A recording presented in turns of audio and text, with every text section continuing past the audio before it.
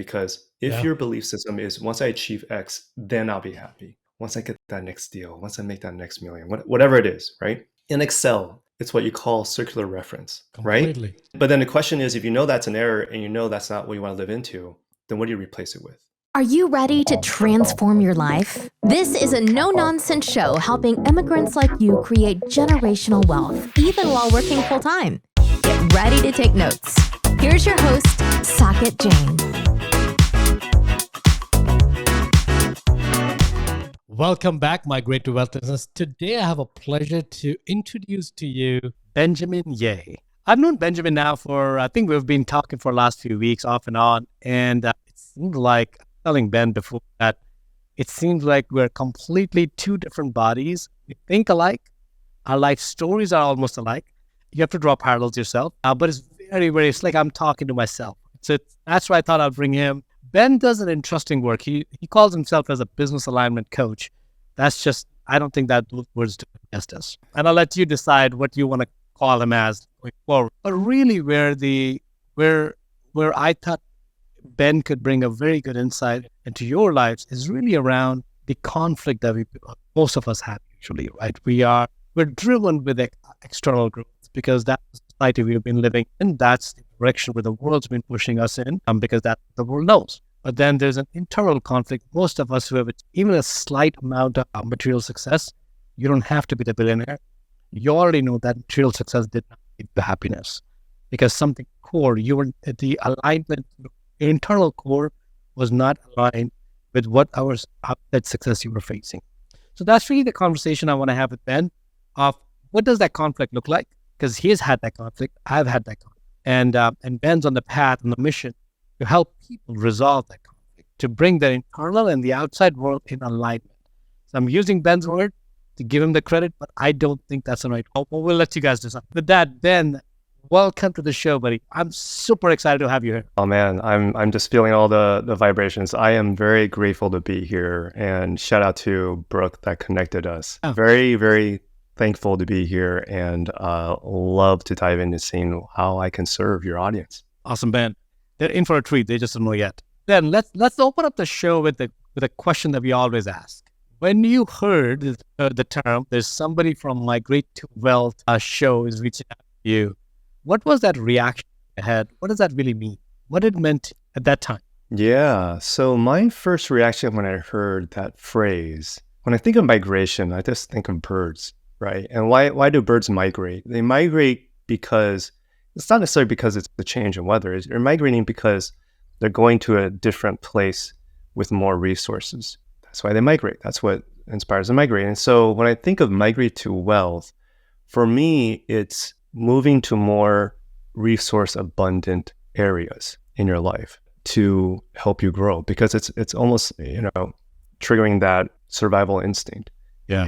The big question is, how do you do it physically, mentally, spiritually, which I think we're going to dive into today. So we definitely will dive into that today. And thank you, Ben, for saying that. But I think that it's really around wealth means abundance of all it to be. Hopefully, it's more than money. Hopefully. That's why we're dedicating this show towards that. It's way more than money. Money is very important. You have given me that terminology, and I've loved to use it because that it's really an energy. And what other kind of energies do you want to have? Money is just one, but it's still a very important form of the energy, right? And every form of energy either makes you or breaks you. Energy in itself is not bad. Electricity is not bad. It's how we use the electricity can turn into something bad or something good. And even good and bad is relative, right? Those terms are not even valid. It's what does it mean to you? What does abundance of energy means to you? So thank you again for saying that, Ben. I really appreciate that. So Ben, let's dive into your journey of your migration to wealth. What has wealth has meant to you? Because I know that you are in your third chapter of your life right now. Yes. So you've had different lives in the past. And we're not talking about past lives. We're talking about he has made multiple, and we will talk about afterlife at some point in our show.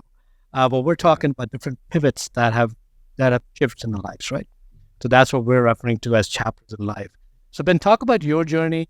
Let's go back to when you defined the concept of wealth, unknowingly or knowingly, and to you now, and how did you build a bridge to get there? Great question. So Saket, I think when I reflect back, my association with the word wealth has morphed into different meanings to me. It depends on what chapter of my life I'm in. So you mentioned earlier that I'm in my third chapter, which is correct. So maybe we kind of dial it back to the first chapter. I started off my professional career as a real estate hospitality consultant. And so basically for first 4 years of that career in that first chapter, I lived out of a suitcase. Sometimes I didn't know which time zone I was in, but we would work with, hotel management companies, real estate developers, hotel developers, folks in the food and beverage industry, anything hospitality related. And this is after getting a master's in real estate. And funny enough, when I was there, because I was actually one of the youngest students there, I think the average age was, I want to say it was like in their early 30s. And I was like 23. I was like one of the youngest ones there. Wow. But being in that situation, okay, a lot of my peers and colleagues have work experience.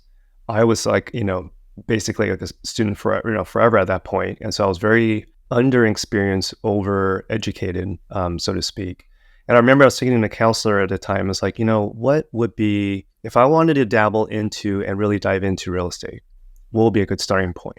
And I never forgot this because I literally took that play out of their playbook, which is, well, if you look at all the different real estate asset classes, I'm speaking to this because I know your audience is in real estate, right? Yeah. If you look at all the real estate asset classes, right, you've got multifamily, you've got industrial, retail, commercial office specifically, and then hotels. Well, if you look at that, the most complex real estate is hotels. Now, why is that? It's because, as multifamily, usually you're signing yearly leases.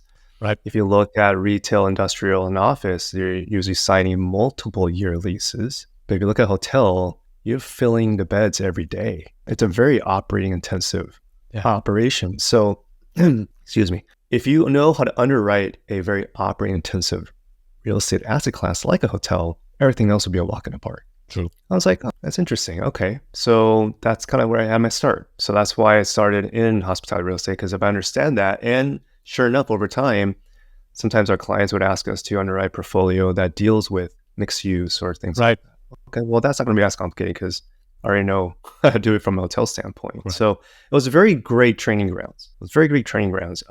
But what happened was, it was the day before Christmas in 2008. I was working in downtown LA at the time, and I remember I was driving into work that morning, and I remember I was listening to Kiss FM, which is like a pop radio station here in LA, and there's this new song by the Pussycat Dolls, which was like, I hate this moment right now. And I was like, oh, that's a little catchy tune, right? And Saket, I don't know how to describe it, but I remember I was halfway listening to that song. It's like it hit me. I was like, oh, I'm getting laid off today. And sure enough, as I drove in, got called into conference room with the managing director and an HR rep. Oh, interesting. And I was getting laid off. Wait. Let's pause it for a second, because that's an important thing. You heard that song. Was there some lyrics in the song? What was going through at that time? Bring us back before we go move forward, because it's an important moment. Because random thought, did you know that they were going through a layoff? Did you know the company was challenged? Yeah. Was it just a culmination, or was it a random occurrence of event? Yeah, good question, Saket. So I had already suspicions that I was going to get laid off leading up to it. And the reason is because the day before, my manager did ask me like, hey, we're going to have a conference call meeting tomorrow morning at this time. So can you show up at work? I was like, yeah, sure. And what do I need to prep for it? Like, oh, no, don't worry about it. Just come in. Wait, what? In consulting, there's a meeting with the managing director without preparation, definitely. Yeah. So there was already some inkling with it. But and Saket, when I look back, I didn't know yet. And frankly, everyone has intuition. It's just understanding how is it trying to communicate with you, because it's going to be different for everyone. Yeah, I didn't know it yet, but it was my intuition telling me like, yeah, you're going to get laid off today, right? And it was just something about the song that triggered that information of energy, where it was like, but this language back then, I didn't understand it yet. Yeah, I would just, it was almost like, sometimes when comets, if they just skid off of the earth because it just ricochets, because it just barely scratches the surface. It was kind of like that. It was one of the moments where like, oh, I've got those intuitive hits. I understand what it meant. Why is there a blinking light on my dashboard? I don't know what it means. Ignore. I was still in that state of mind. And how old were But you? gosh, so that would have been 20, either 20 or 29. Got it. So at that time you'd been Yeah. in work for like 4 or 5 years, right? Yeah, that's right. That's right. And so, that was a very lovely holiday season being laid off. But you know what? The funny thing is, looking back, it was a big, big blessing, because anytime a door closes, as long as you're looking in the right areas, another one typically opens up. And whether you know it or not, typically is for the right reasons, as long as you're aware and being present. And so what happened was, as that first chapter of my life as a hospitality consultant closed, a second one emerged where I had this amazing opportunity to work for a family office. Now, so for some folks that don't understand what that terminology means, family office is just a fancy term for an investment team, either for a high net worth individual or for principals to have created wealth, and now they want a team to help them manage their capital. And so it just happened that the family I worked for created their generational wealth in the restaurant business. And because I've written a lot of different asset classes and in their family office, they were at the time essentially taking a play out of McDonald's. It's like, hey, if I already know where I want to build, rather than giving that value add to a developer, why don't I just develop it myself, right? And so they took a play out of McDonald's. They created this family office as their real estate arm, essentially, for starting to own real estate assets. But because I underwritten a lot of different asset classes, they want to start diversifying their portfolio, looking at things outside of just retail and other asset classes. And so that's when I started my second chapter of my career as an investment officer. And from there, gained so many experiences.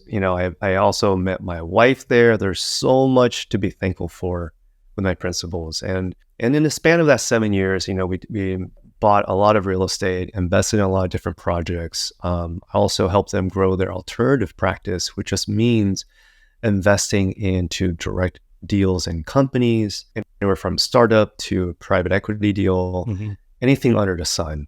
Like it pretty much, had the opportunity of coming across my desk and seeing it, underwriting it, and being a consultant, you know how to consume a lot of information in a short period of time, right? But it was then in the middle where, in meeting my wife, getting married, having our first child, that's when I had my first awakening spiritually, when my son was born. So what happened was about 3.5 years into, about halfway into my second chapter, my wife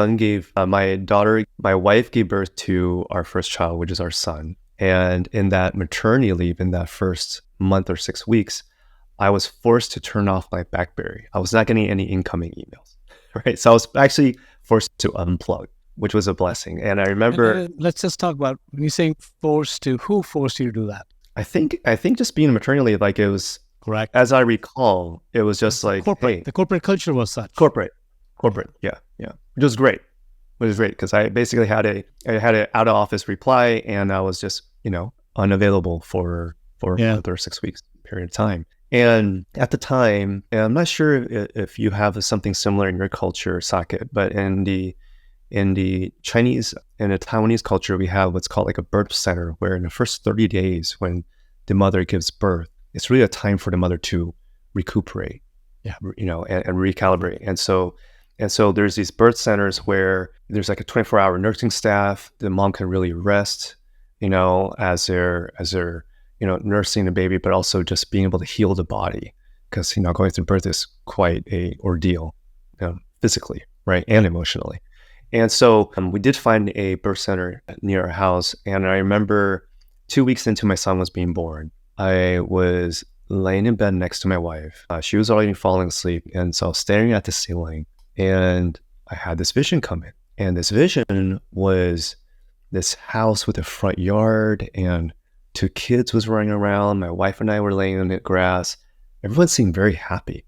It's a very joyful moment. But what I didn't understand, what was very odd for me, is that as I'm seeing this movie trailer, this vision play out, I was feeling empty. I was like, wait, what's going on here? And it's because, and I knew this was a vision of the future, Saket, because at the time, I was still living in a 1-bedroom apartment in Old Town Pasadena with my wife. We just had our first kid.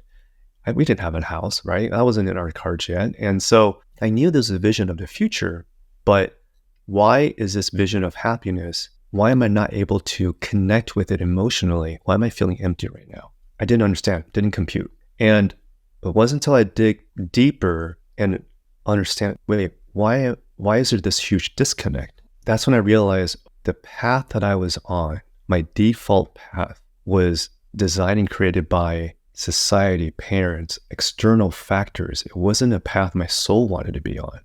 Yeah.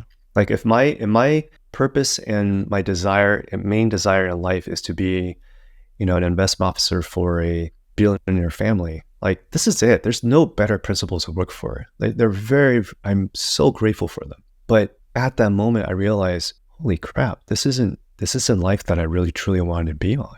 That's why I wasn't able to feel that feelings of joy and happiness. And my immediate question I asked myself when I had that aha moment, Saket, was like, what the hell do I do with that? Yeah. Like what? Right? Like what do I do with that? I didn't know. I felt stuck. And it wasn't until fast forward another 3+ years later, that's when I was like, I still only had one child at a time, but I was like, you know what? If I want to figure out what my purpose is, and I already know the default path is not going to get me there, I have to take myself off those tracks and create new one. Yeah.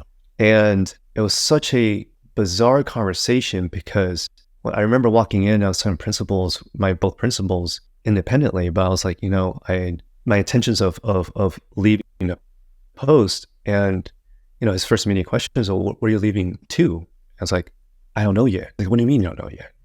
I was like, I honestly don't know. All I know is I need the space to figure out which quadrant I want to be rowing towards, but I just know this current quadrant isn't bringing me that fulfillment. And I try to do it in the most respectful way, in that, look, because of how much I've worked with them and how I was integrated with them, I was like, look, I want to make sure the transition is smooth. So initially I gave them like a 6-week notice to try to make sure there's the right people and team in place. And that turned into 6 months to make sure, look, I want to make sure this is really done right. But where we really had that disagreement was, if I'm leaving because I had a better opportunity, I'm migrating to a different area with more, right?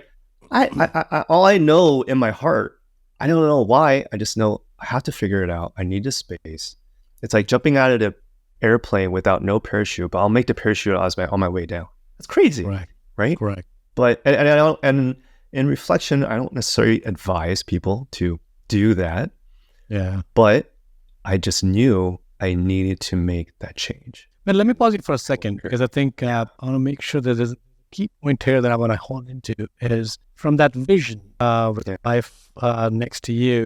Why did it take 3.5 years to make any motive? What happened at the end of 3.5 years? I'm saying around 3.5 years. Let's go back in the time, because of course you have that vision, you have that perspective. That perspective stays with you, right? You may not be able to act right away. So that thought about this is not going to be fulfilling, or that vision wasn't fulfilling.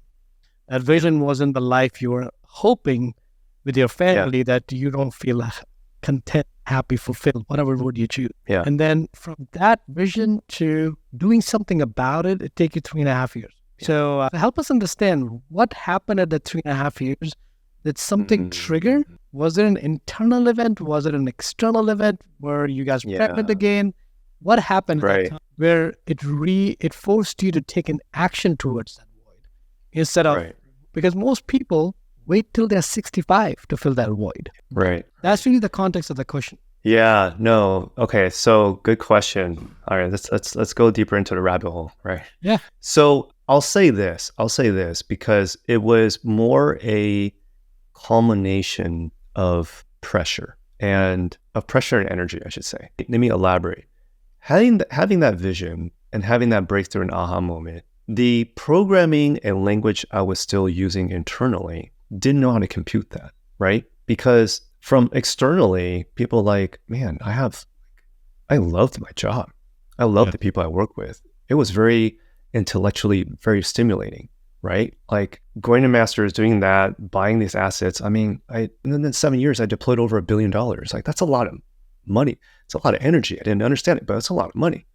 Correct. And I was very intellectually stimulated, but I didn't understand with this vision. And because when I think about it, I had this belief system. This belief, Saket, was once I achieve X, then I'll be happy. Yeah. Why do people want to level up? Why do people want to make more money, right? I mean, it becomes a bit of a rat race if you think about it. But like, if you're able to zoom out, do you have what is the core root belief system that's downloaded in your subconscious? And for me, it was, well, once I level up, once I achieve X, then I'll be happy. And the current career, place, environment was in alignment with that belief. But was that belief in alignment with my soul? That vision was sort of breaking through. It wasn't. But I didn't understand it. Like imagine this, right? I'll use an analogy here, Saket. Imagine your entire life, you've been speaking the language of Italian. And then you had this vision spoken to you in German and you don't want to compute because you don't understand that language. I don't get it. So even though visually it was like, okay, I think there's something here, but I don't understand it. It's okay. We'll come back to it later because I think, so for first couple of years, even after having that vision, it's like, I knew this wasn't working, but I don't know how to digest it, compute it, integrate it. I didn't understand what alignment really meant, at least for me, spiritually for that, because I was still starting my spiritual journey. So because of that, I delayed, and that culmination of pressure started building, because then other things would happen personally at work where I'm like, it got to the point where I'm like, oh my gosh. Then for me, seeing my son grow up, and, after being a couple of years, I was like, I think I had this other vision where it's like, well, if I fast forward 5-10 years from now, and whether we have another kid or not, whether, the kids are grown up, then they they enjoy the school they're in, having to unplug then, the opportunity cost then be that much greater, right? Sure. I mean, there's this thing called golden handcuffs, right? And if I can already see that foresight of that's my default future, do I really want that or not? And something my soul's telling me I don't, it was harder to ignore.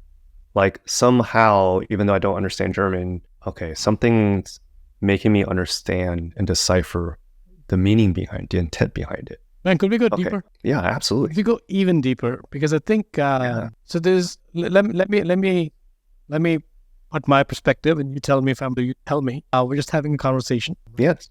So what I heard from you was that you had a vision of, and I'm gonna make it a number so that people can relate to it.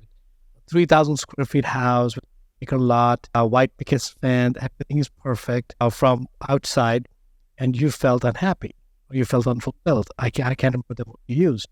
And so what you basically said, well, maybe I don't need a 3,000 square feet, I need a 10,000 square feet. Maybe that's why I'm unhappy. Because the language that you were so used to listening to was, I thought 3,000 would give me happiness. Maybe 10,000 would give me more happiness. So let me work even harder. Let me pour myself into work even more. And that took you away from something that was so precious to you, which is your child, at the time with the child. And if that's true, and I don't know if that's not, vocabulary is, if I want to be happy, I need more of something. That's a vocabulary. I'm changing the if then that you used. If I need to be happy, I need more of money, of prestige, of power, of fame, whatever that is. And I need more of that material thing, outside thing. Where I'm still trying to struggle is what happened at that 3.5 moment. Because, of course, you're spending time with the kid, right? The kid is at that point not complaining about your time. Maybe he did. I don't know. But something more dramatic would have happened that just, how they say that it's the last straw on the camel's back? Yeah. So I'm trying to look for that. What was your last straw moment? All these things are building up the pressure, but something just tipped it. Do you recall that?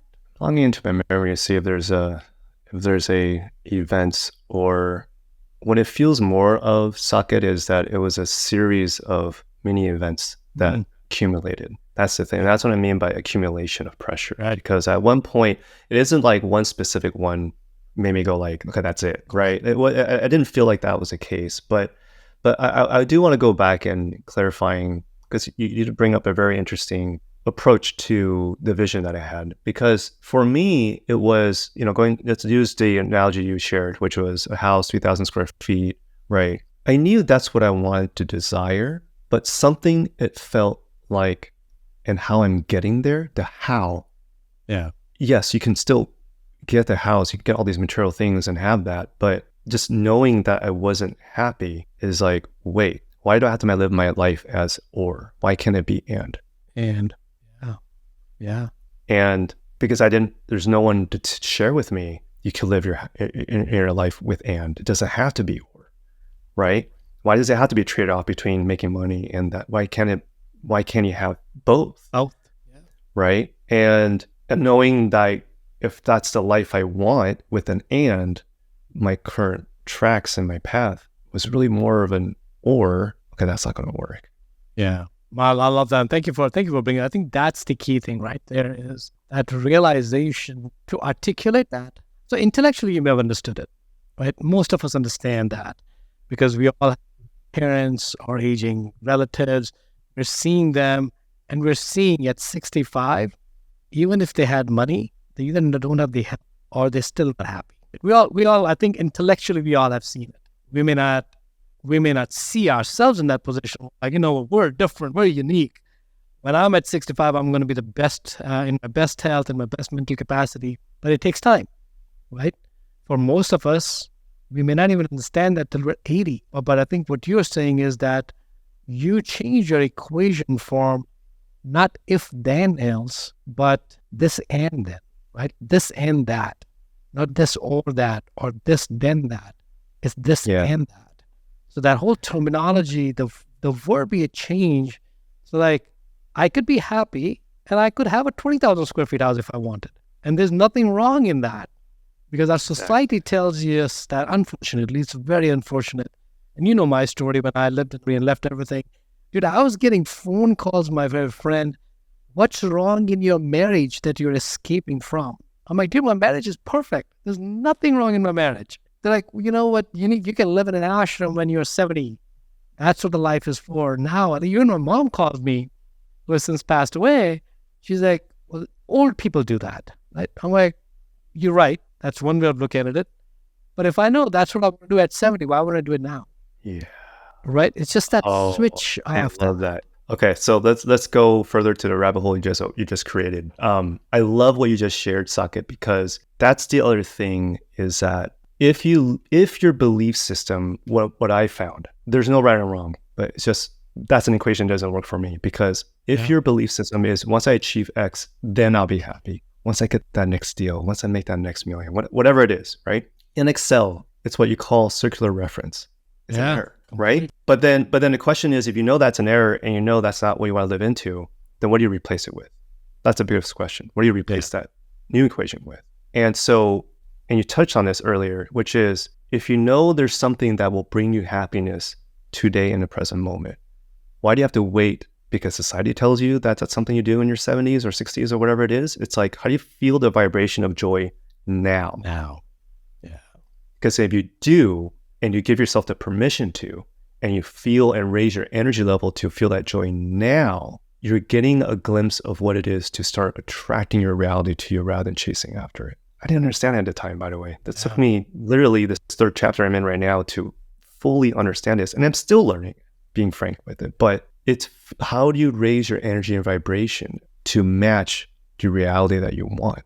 And part of it is first being aware of, well, where are you energetically emitting at this current moment? Yeah.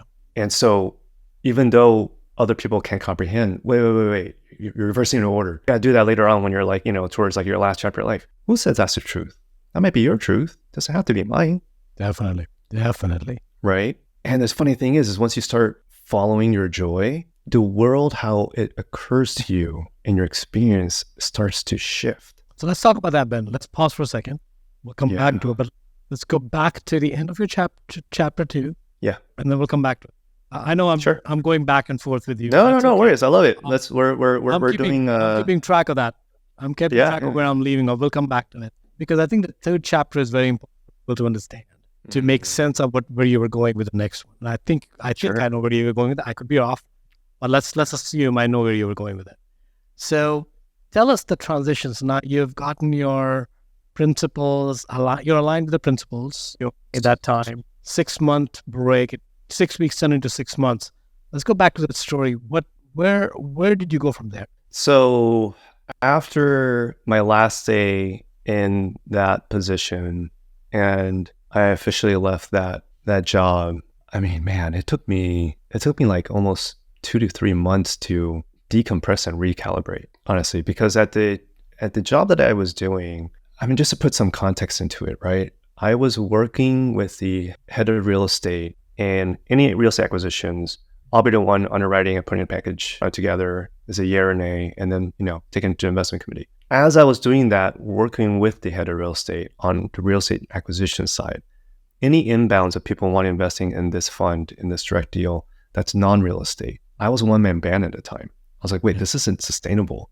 Like, there's a whole, people create private equity shops to do this, or, their VC shops. Like, I need to start hiring. And it's like, well, at the time, it was like, if it ain't broken, why fix it? Like, it's working. And I was like, but it was just a lot. I was like drinking out of 2 fire hoses at the same time. And to finally unplug from that, I didn't realize, oh my God, I was running mental marathons every day, like in terms of what all the activity that was going on. And now just to stop, full stop, I was like, my body just needed to recalibrate, right? And after that recalibration, it's like, okay, well, what do I want to do? Man, I'm sorry. Sorry to interrupt. Yeah, sure. What did that mean to you? Because I think, and the reason is, I think it's an important element. Yeah. When people talk about not working, because you had that glimpse of not working, or by choice. So we'll call it as a semi-retirement for now, because that's what you took. You took retirement of your current job without knowing what to do with your life. Forget about money. A sabbatical or something, right? Yeah. Sabbatical. Let's call it, I think best equivalent is sabbatical, especially from the tech world. It's a 6-month, 7-month sabbatical. Yeah. So in a sabbatical, you know where you're going back to, at least unless you change your mind. You know you're going back to the same life again. So you have less of an identity crisis, right? But in this case, you stripped away everything you knew, and you knew you were not going to go back to that. And you had no idea where you're going to go with that. So that recalibration and decompression, while it's very important, did you have moments of regret? Did you have moments of, holy crap, I know I did. What did I do? It feels right, but how am I going to put food on the table? What's going to happen to that? And I feel used. I'm giving you words. You don't have to use those words, but whatever your words were, could you help us understand those 2 to 3 months of your life before you took charge of doing something with it? Right. Well, after exiting, I mean, I have enough savings where we're good for a couple of years, really. But at the time, I was like, okay, I just needed my body to recalibrate because I didn't realize how high strung it was. The analogy I can share with you is this. Have you ever heard the analogy of the frog in a boiling pot? Yeah. Right? So he doesn't know he's in boiling water until he jumps out of the pot, right?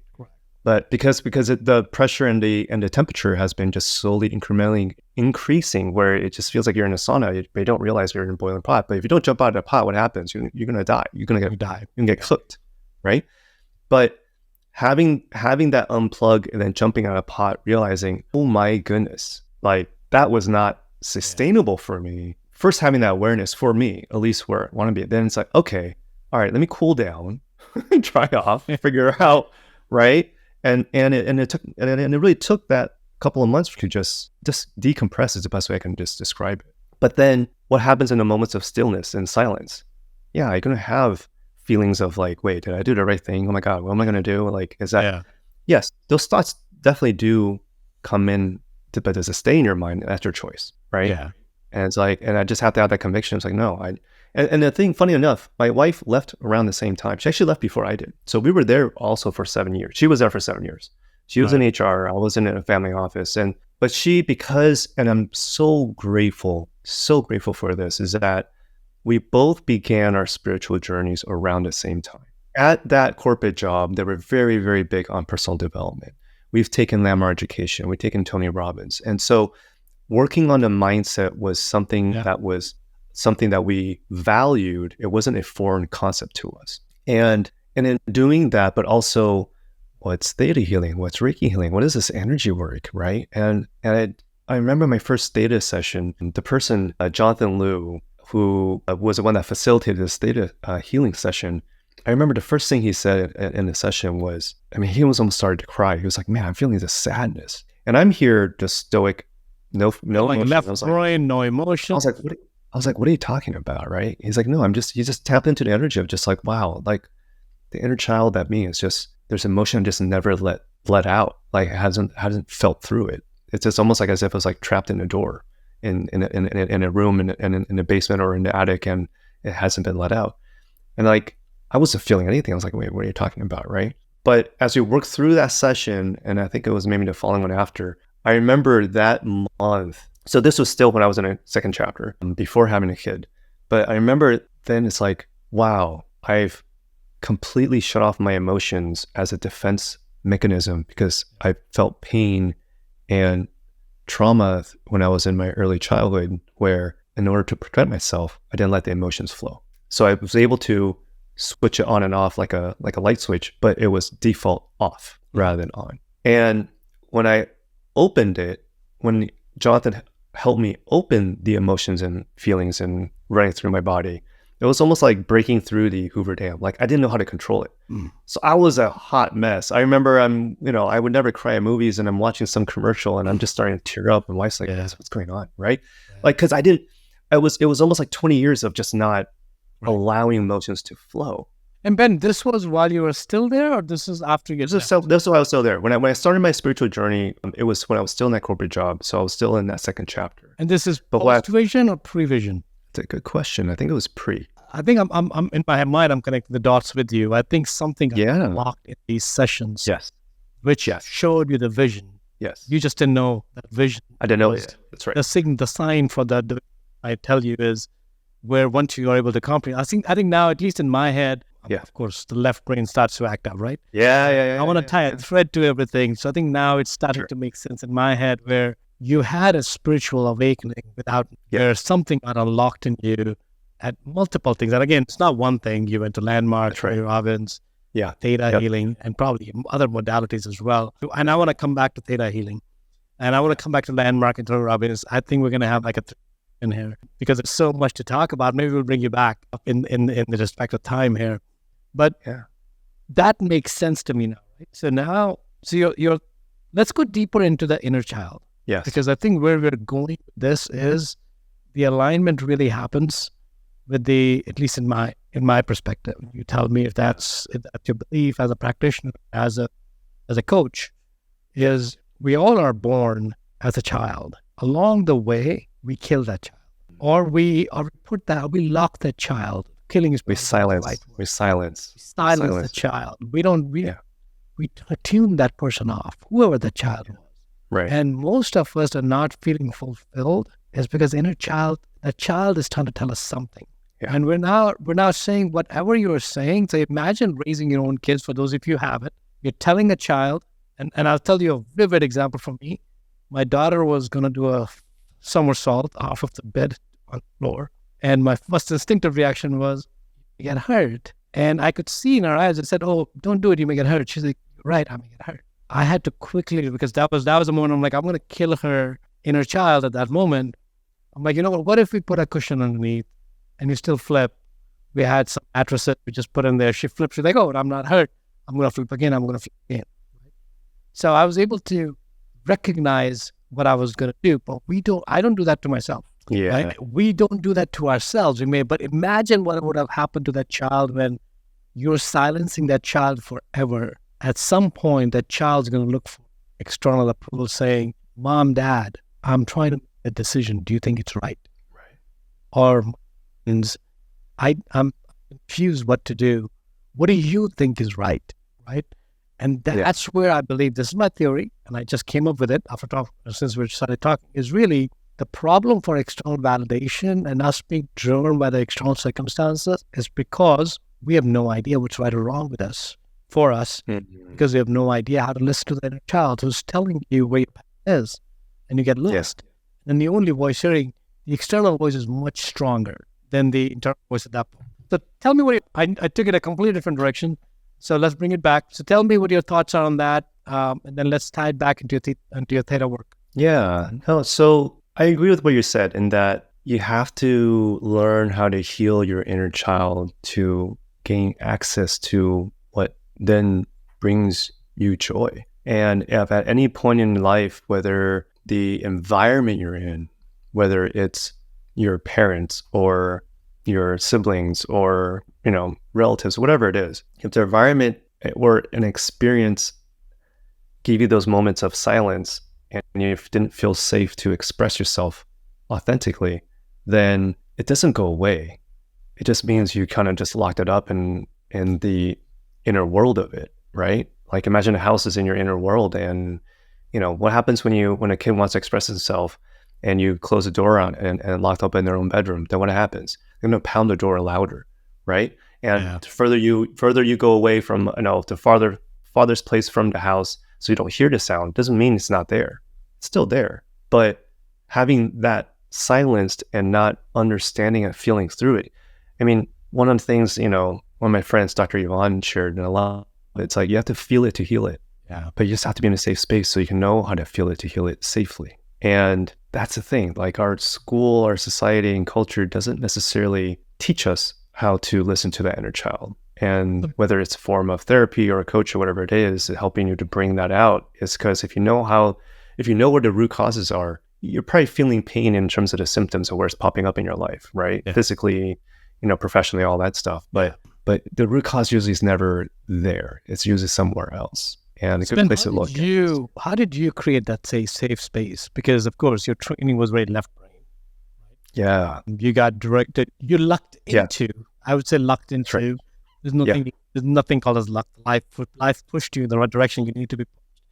Where you got into this organization that introduced you to Len, Tony Robbins, Jonathan Liu, and all that healing modalities that you probably would not have been exposed to at consulting, but it let you lead consulting for a reason to get you this direction, right? So now you're aware that the inner child is not happy in those sessions. How did you create a safe space? So I'm going to give a lot of credit to my wife here because going back to what I said earlier about I'm very blessed that my wife and I started our spiritual journey together, knowing the importance of that soul growth because we both had that desire and hunger to grow spiritually. Once that path opened up for us, when she left Panda, she also knew that path no longer served her. So when I left, she understood like, okay, that path no longer serves. So let's figure out how we're going to co-create this. Having a partner that understands that and can appreciate that makes a world of difference because that's your immediate, what I call soil, the environment you're rooted in. And having that understanding and that compassion and that space to allow to explore makes really a huge difference. Because if I had a partner where it's like, why are you leaving that corporate job? Like, that's going to impact my lifestyle. And like, that would be a much harder pill to swallow or decision to make, right? But we both knew it didn't serve us. Yeah. We were both extremely grateful for being there in those moments in our lives, but we also knew that wasn't what our soul wanted to be on, both of us individually. And having that mutual understanding and that compassion for each other for that is what I feel allowed to make this transition digestible. Yeah, because I mean it's a major shift. So love that. So now let's go move forward. You have figured out, you've recalibrated, and you have depressurized, borrowing your terms. Now you're ready to take your next step. Yeah. Walk us through that. What'd that look like? It was a mess. That's an honest answer. It was a mess. I mean, can you imagine? Okay, I'm eating this cuisine all my life, doesn't serve me anymore. I don't know where to go. You walk into a buffet, we don't even start, right? Like that's kind of what it felt. And how long ago was that, Ben? Oh gosh, this was like maybe 8 years now. 8 years. Got it.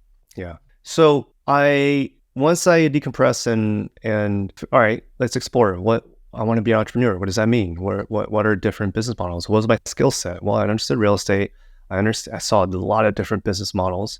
I invested in a lot of different stages of companies. And it's like, okay, well, let's, I think our first idea that my wife and I had, because it's like, all right, well, what's the gap? What's a need that this world can use? Right. And being a new father and my wife being a new mother, she also in her journey, by the way, when she left corporate in HR, she became a yoga instructor. Right. So she went down that and then she taught yoga, and then that opened up different spiritual channels when you're doing yoga, Definitely. that modality, right? And then she moved from there to nutrition. And so it's like, well, we want healthy food for our kids. Why can't we have organic offerings for our kids? We don't really see that. We see a need. Why don't we try to fill it? So we had this initial idea of creating organic food delivered to kids in schools so that they can really eat, because they're in school trying to strengthen your IQ, feeding the mind, right? But what are you feeding your body? It's almost equally as important. And so that's something we both valued. So we went down this rabbit hole. I put a team together, created a pitch deck. I was doing it. We did a tasting. We had a chef that's part of the team, and everyone loved the food. But when it came down to price point, we needed to charge at the time $8.50 for this to be a viable business. If you're buying like organic, ingredients, right? But everyone was used to paying a price point of $6.50, $7. And after that feedback, I remember telling my team, I was like, guys, as much as I love to bring this to life, there's a big gap that we can't bridge, because the behaviorism of what people are used to paying for kids. And when I say kids, I'm talking about like, call it between kinder to fifth grade, right? Yeah. They're willing to pay like maybe $6.50, $7. But if your price point is $8.50, if not $9, then, and this is back in, this is like 5 years ago, right? But so it was just pre-pandemic. But if it's going to be $8.50, $9, then I'm not going to buy it every day. I probably might try it once a week or something like that.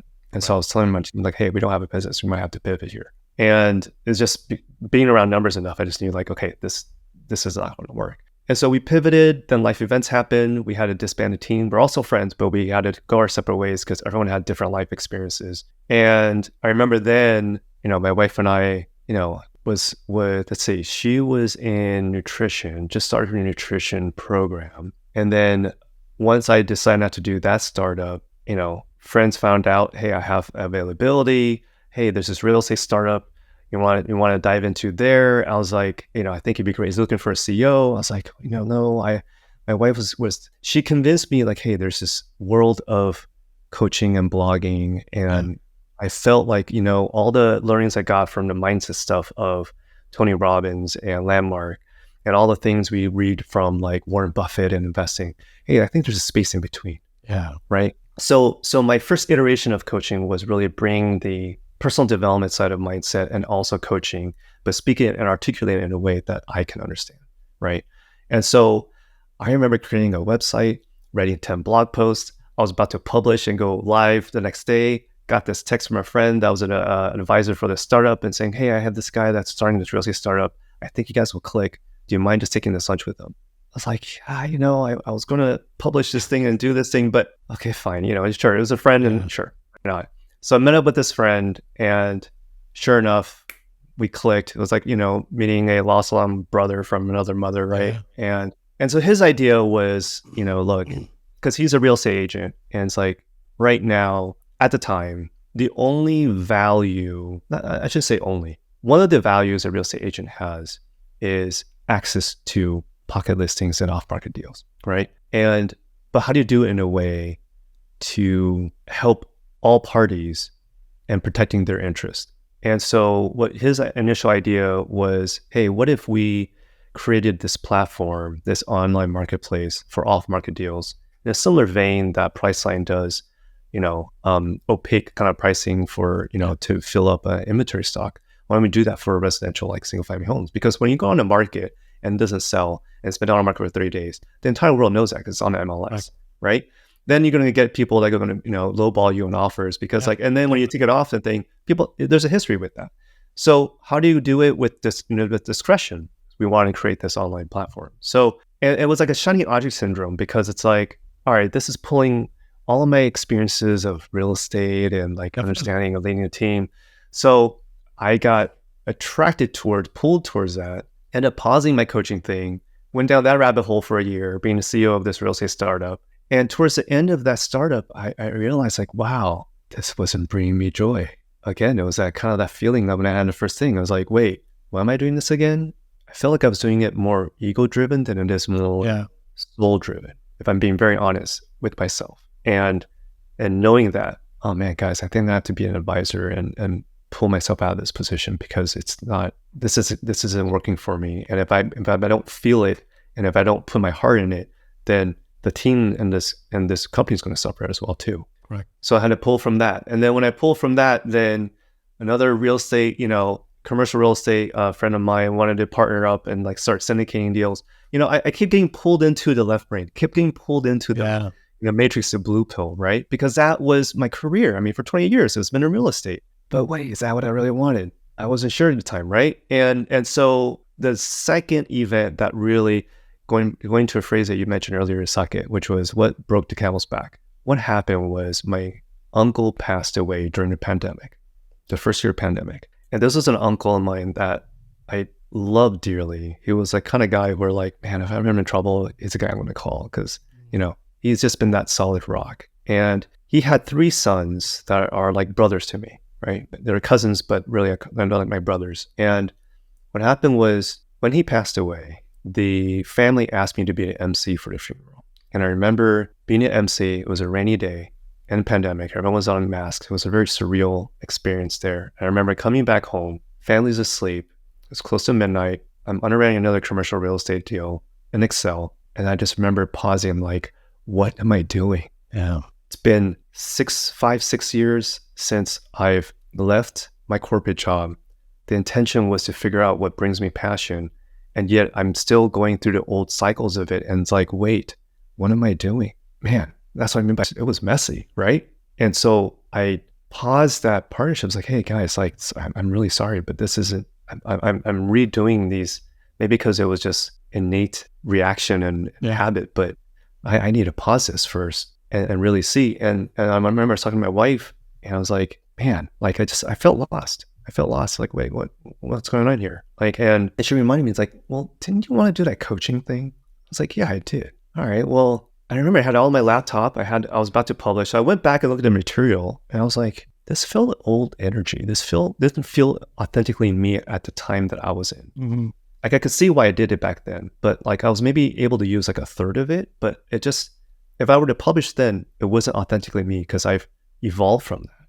Sure. But what am I evolving to? What is it that I'm coaching? What is it that I want to be able to share? And I thought about it, and maybe this is, and that's where the idea of creating my podcast, Boom Vision, came up, is because, man, if I could just speak to my early 30s self, where I had that first vision, when my son was born, can I share language and concepts and frameworks for my younger self to feel how to navigate feeling stuck? And how is it that I can start leading with my heart? How do I even go about that? Okay, well, let's explore. What would I talk about, right? One of the exercises I think is like, if to validate if you really can create a show around it, is there 20 topics that you can talk about? Sure. Because if there isn't, if there's only like 10, then you probably don't have a show, right? Yeah. So, all right. So we started going. I was like, oh, there's a lot of things I've learned from things like Landmark and Tony Robbins, but with my own spin on it, because they talk about, being in flow state and really transforming your mindset, because your inner world really gets amplified through outer reality. Mm-hmm. Whatever we're experiencing right now in the outer world are just fruits of the seeds we planted in our inner world. Sure. So how do you focus and hone in on what exactly do you want to experience in this outer reality? You gotta go within first. And so I'm looking at the things I'm talking about. So rather than just focusing entirely on investing, it's like, wait, let's go back to the basics first. What's the mindset? And I realized, well, I remember just meditating on it and 3 words came up. And the 3 words were imagination, voice, and intuition. Why those 3 words? Well, imagination is what you see internally. Okay, I can get behind that. What's your voice, your inner voice? Are you your worst critic or are you your best cheerleader, right? When you're looking at this deal or you're looking for a new career pivot or whatever it is, do you tell yourself, yeah, you got this, I got this, right? Is that the inner voice where you're your best cheerleader? Or are you saying, no, that's not you, Ben, don't do that. Don't do that somersault, you're gonna hurt yourself. Don't do that. What's the voice that I have inside my mind? Because that's what I hear internally. Your intuition is what you feel internally. I mean, I can't tell you how many times I'm doing a deal, my left brain, I've done the underwriting, I've done all the due diligence, and it tells me the numbers say, yes, this is a good deal. But something, my gut feeling is saying, don't do it. Don't do it, but it's not coming from fear. It's just like, something doesn't feel right. Yeah. And what do I do in those moments, Saket? Back then, my chapter 1, chapter 2, I would try to think my way out of, okay, well, there must be a logical reason for this. Of course. I have to understand. Seeing is believing. Show me the numbers, show me the facts, then I'll believe it. Yeah. That was another paradigm I used to live in. I didn't understand believing seeing. What the hell does that mean? Believing seeing? No, it doesn't compute. I speak Italian. I don't speak German. I don't understand, right? Yeah. It's just a different language. But these 3 words came and it's like, wow, I think there's really something here. And so that's kind of the birth of my show. Is like, okay, well, how do I share concepts with it with the foundation of imagination, voice, intuition? Dude, So I'm gonna pause there. Yeah. No, yeah. there's so much there, Ben. I'm also realizing we're almost over. So I'm trying, if I talk for another hour, or do I say, you know what, let's tie a bow for now. Then let's go a little bit deeper, a little bit direction, for a little bit, and then we'll basically end the show. Because Sure. otherwise, you and I have talked for hours and hours. Yeah. We'll talk for hours. So here's the challenge with intuition. Intuition, when it gets combined with fear, results in, correct? Yes. Because sometimes you can't tell whether it's your fear telling you not to do a somersault or it's your fear, right? But how do you distinguish between 2 voices? Beautiful question. Beautiful question. Okay. So I make a distinction on my show where your inner voice is typically the output of whatever programming you have on your subconscious. And usually for people, that's driven by ego, not by intuition. Okay. Sure. So the distinction I have, okay, so I'm going to use a car analogy here, is that your business, your career is like your vehicle, your car, right? You are the driver of that vehicle, of your business, of your career. If you zoom out even further, if you zoom in even further, if you think about it, your body is your vehicle, your car. Your mind is a driver, right? And throughout life, all you focus on is getting into a faster car. So, you want to level up, you want to make more money. It's like, I want to upgrade from a Camry to a Ferrari tomorrow or even today, right? It's just a faster car, more horsepower. Yeah. All I care about is the speedometer and how fast I'm going. Well, the thing is that if you look at, depending on what car you have, whether it's electric, whatever it is, it's like you're focusing on the KPIs of how fast you're going, the fuel gauge or your battery life, whatever it is. You have all this dashboard that you're probably 80% of it you're not even using. And I think it was Bridget Wang, who was Jonathan Liu's wife. She said it beautifully. I've been using the same vernacular that intuition is like a soul GPS, right? So if you ever have, I'm not sure if you have an iPhone or Android, but it's like Siri, and it's telling you, like, if you're going, you're putting the coordinates and you're going somewhere. Like if you take the wrong turn, it says, hey, turn right. Saket, Right. Turn right? Siri doesn't loudly tell you. They're not angry at you. It's always in a calm voice, oh, course correct, turn right. And that's the thing with intuition. It's not emotionally charged. It's usually very subtle. And why do we meditate to calm our mind? Is because you have to be able to be in an environment where you can listen to those subtleties. And the thing about intuition, everyone has it. Everyone has soul GPS. It's baked into your vehicle. It comes prepackaged to it. It's just whether you want to open up that feature or not. Correct. Right? And how does it open up to you? It doesn't open up the same way for everyone. Sometimes people will get a feeling in their body and sensation. Sometimes they will see a vision. Or sometimes they might hear a different tone of voice that isn't fear-driven. It's different for everyone. But you got to be in a calm state to be able to understand, well, what is the language it is? Oh man, dude, we can go on and on, man. I'm gonna put a bow. This is gonna turn into like a 5-hour production. I want to be respectful for your time and for the listeners as well. So look, I think there's what I'm gonna leave the listeners is really to the point of each one of us, if we feel an unrest, if we feel unfulfilled, if we feel like the path is not at all, use that as a gift.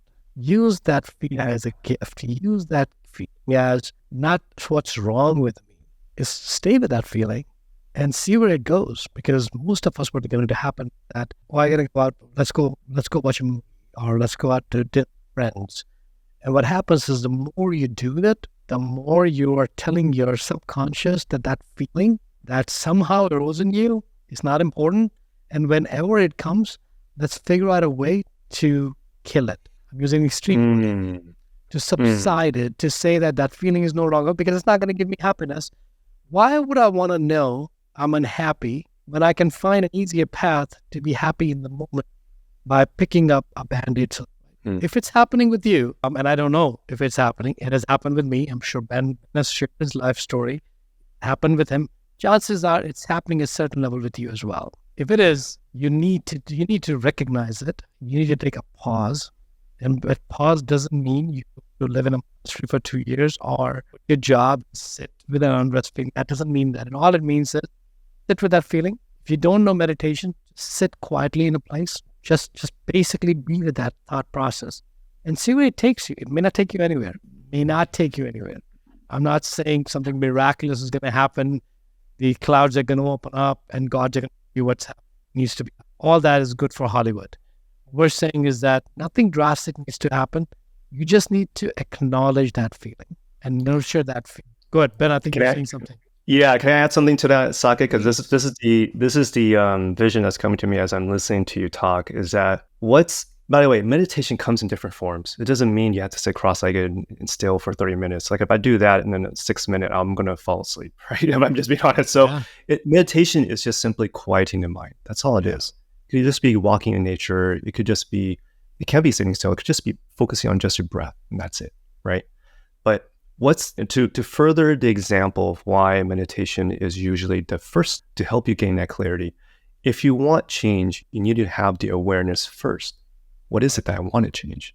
So you have to have that time to self-reflect, to have the awareness, what parts of my life I enjoy and don't enjoy. And then once you know what the parts are, then you know which ones you need to reconfigure.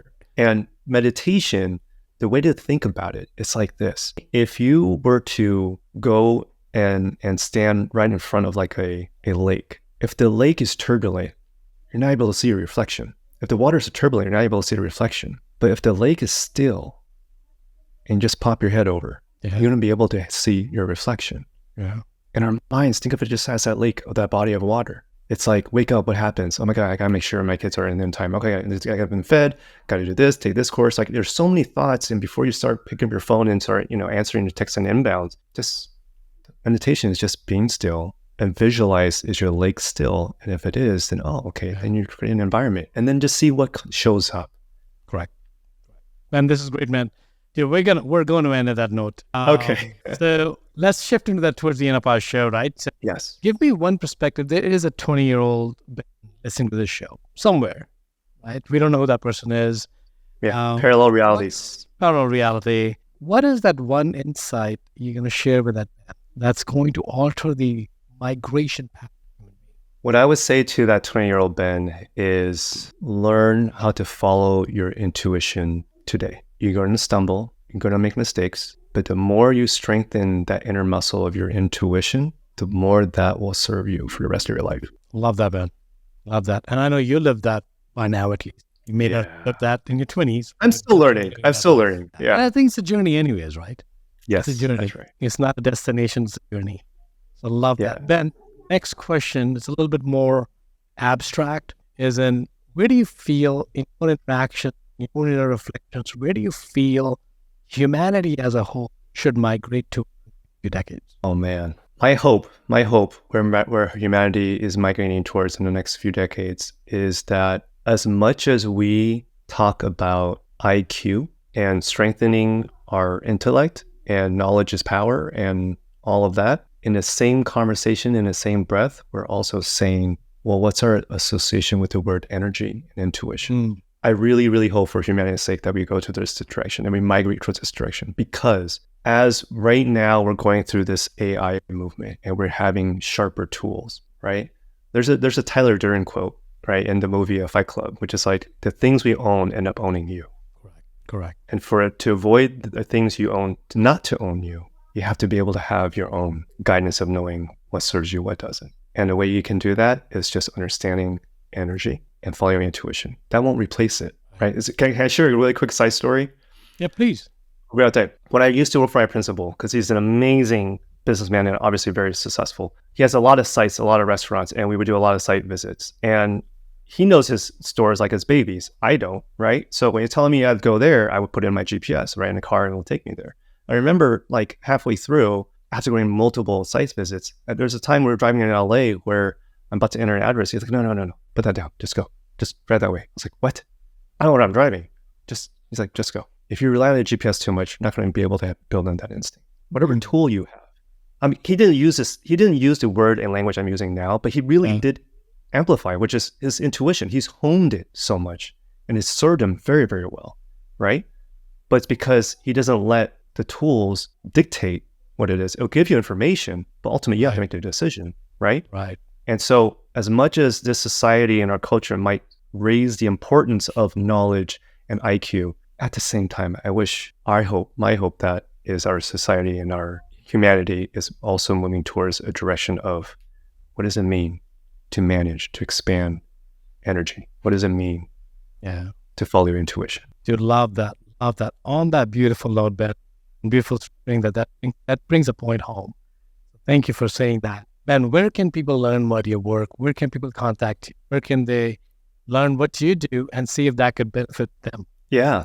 Thank you, Saket, for asking that. So a couple of ways. I have my website, which is my name, benjaminyeh.com, BenjaminYeh.com. I also have my Instagram's handle at Benjamin Yeh. And for your listeners too, it's if you go to benjaminyeh.com/links, has all my links to my show notes, free downloads for your audience, my podcast Boom Vision. If there's okay, I could share a quick side story why Boom Vision is the thing, because everything's energy, right? Where's energy? Yeah. If that's what my show's about, I have to exemplify it. So how I came up with the name Boom Vision, 2 words. It's a weird set of names.